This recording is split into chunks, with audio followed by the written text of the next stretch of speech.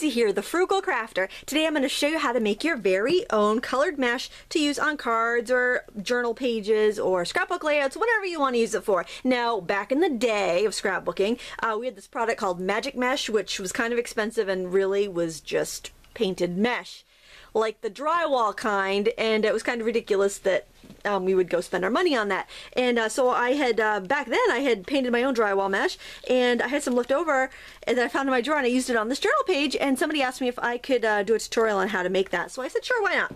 And here's some that I still had in my drawer that I had used before. So it's very easy, and what I'm going to do is actually work on this piece of deli paper so I have a cool background when I'm done. So it's like a two for the price of one. And this is drywall mesh. It comes in a roll. It's tacky, like kind of a little bit sticky, and I'm just going to pull off a piece and stick it, just press it gently onto my deli paper. I don't want to press it too firmly just in case, because deli paper is not quite as slick as regular wax paper, and that's what I usually do this on, but I thought I'd kind of get that extra background while I was at it. And then this is this paper kind that has dots in it, and after you paint it, it looks like punchinella, which is another kind of popular card making product to use for borders and stuff. It's basically sequin waste, but rather than throw it away, companies sell it as a card making embellishment, so that's kind of cool too. So we'll just make some of that as well. And the neat thing was I actually saw a roll of this for 25 cents on a yard sale this weekend. I didn't get it because I already had this roll, and I didn't know if I was ever going to get through it, so I decided not to get that. So what I'm going to do is just squeeze out a good sized dollop of gold for the punchinella.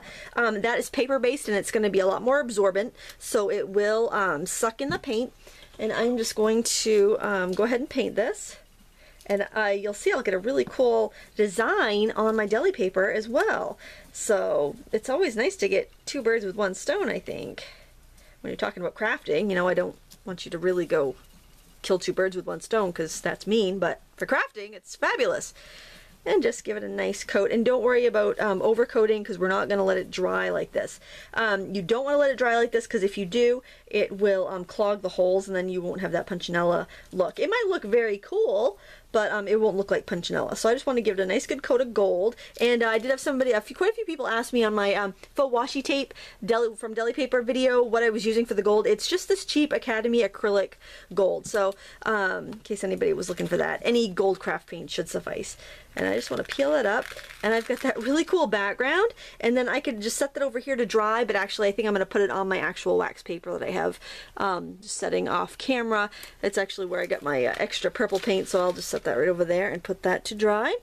And so then for the purple, I actually have some left over here on this piece of wax paper, and I'm going to use that. And it takes much less acrylic paint to do the mesh as it does the dotty papery stuff. The drywall mesh, the gridded stuff like this, is actually fiberglass, and it doesn't absorb the paint, so all you got to do is just get a tiny little dab, and it does the trick. So that's kind of cool. A little bit of that. I probably have enough to do another piece, actually, but you can make these in whatever color you want. It's just a really cool way to add texture to a project. You can use disposable brushes if you don't want to have to bother with cleaning brushes afterwards, but I don't think it's really that big of a deal. So I'm just going to peel this up.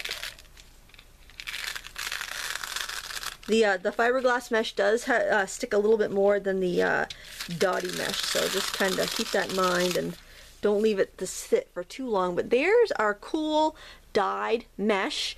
Make it in whatever color you want. It does add a really cool texture, and I think it's kind of fun to look through those old supplies that we used to use, and you know, find new ways to use them. So there you go, a little homemade embellishment or border treatment or card making supply that you can make yourself. And I'm just going to use up the rest of this paint and make some cool deli paper. I want to thank you so much for watching. Please give me a thumbs up and subscribe if you like this video, and until next time, happy crafting.